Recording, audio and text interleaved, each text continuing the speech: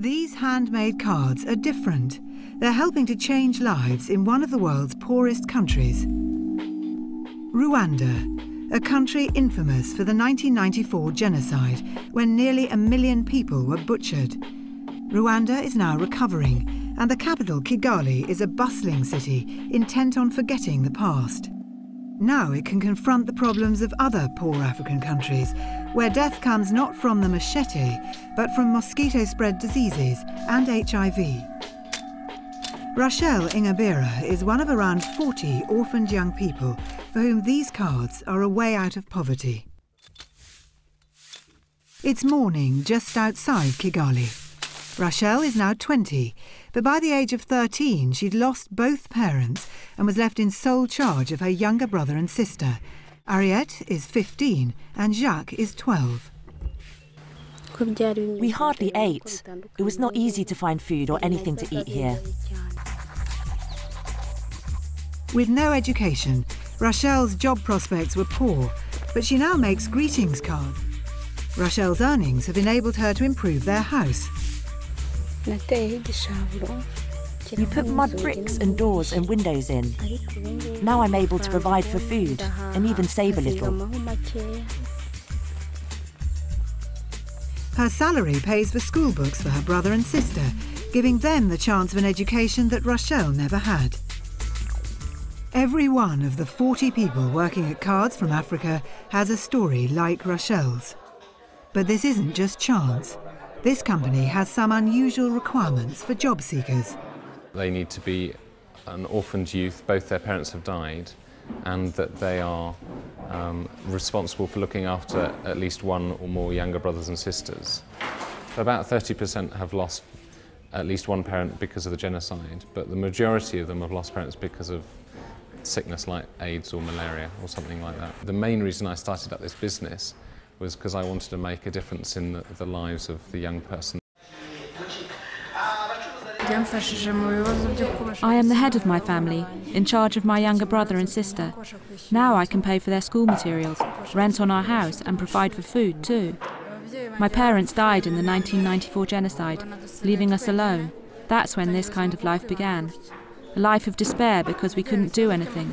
There was nobody to support us, to help us, and when we didn't have food to eat, we just sat there.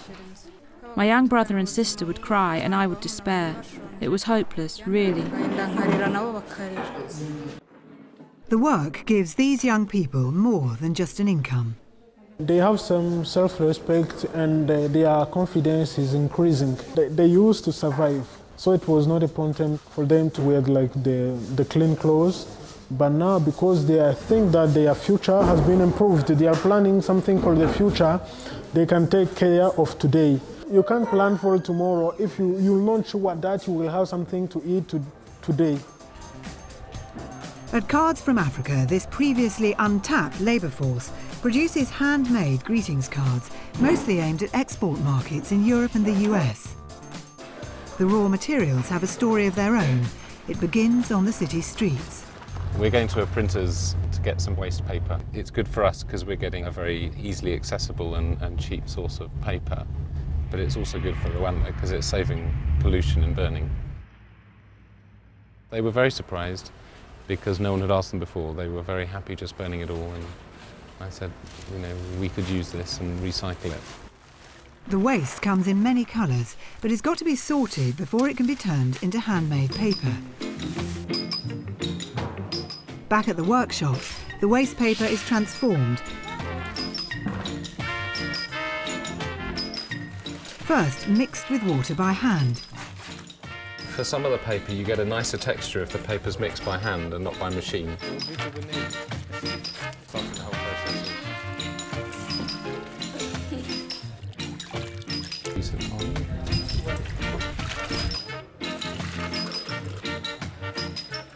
One of the things that we would like to buy here is an industrial paper mixing machine because it would save us both a lot of money and a lot of time. The pulp is mixed with water and strained through a wire mesh into a wooden frame.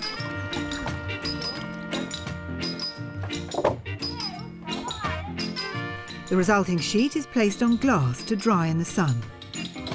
You feel good now, now.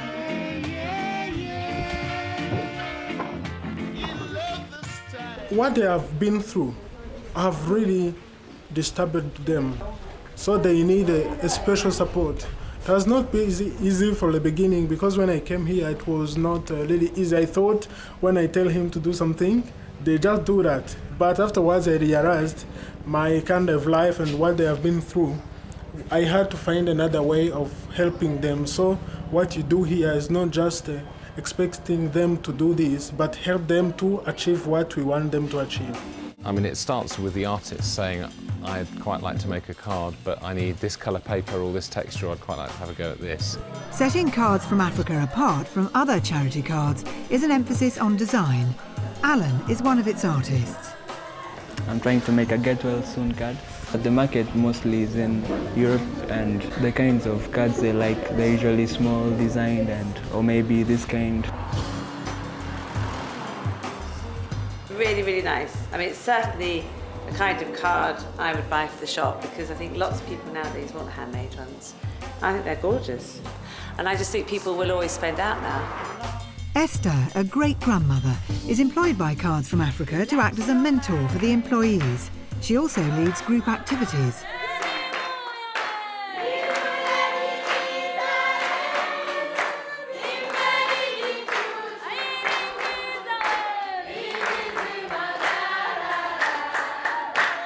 None of these guys have even one parent, so for them Esther is perhaps filling a little bit of that role of having someone who they can respect, who has got a lot of wisdom in life and who they can trust.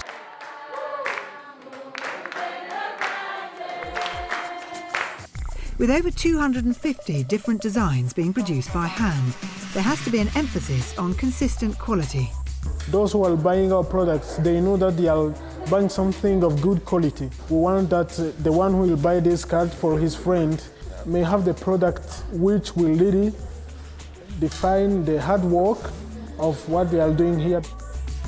The way the company works aims to keep quality high and foster a team spirit.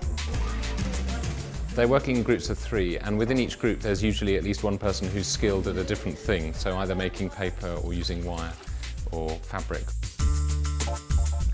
If we won the World Challenge, then the difference in 1 year time, in my opinion, would be huge.